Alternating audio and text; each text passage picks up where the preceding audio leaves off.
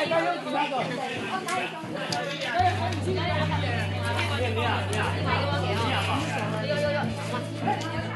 mother was born in the small village of Meizhou, which is located in the southeast Guangdong province. Most of its residents are Hakka Chinese, one of the most extensive and flourishing Han Chinese groups in the world, so it could also be identified as a Hakka area.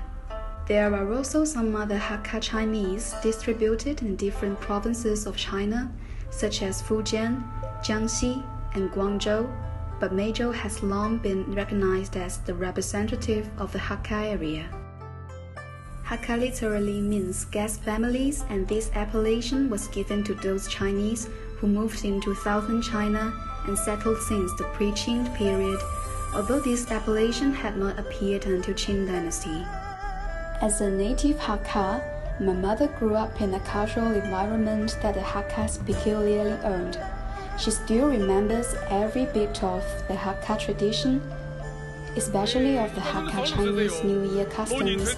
In spite of that, now it is not available for her to experience those customs again, since she moved to Hong Kong and many of the Hakka traditions have vanished during past years.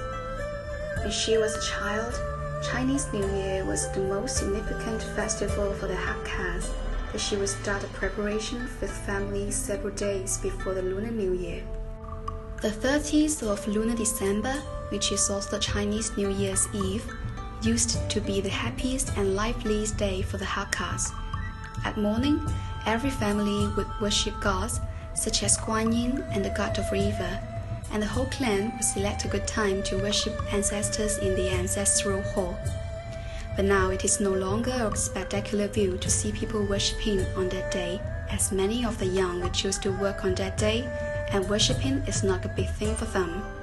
So there are only a few elderly left to continue this tradition.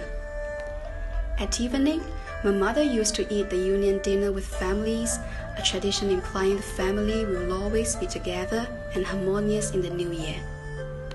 Also, she used to receive lucky money beginning on that day as long as she has not married or started working.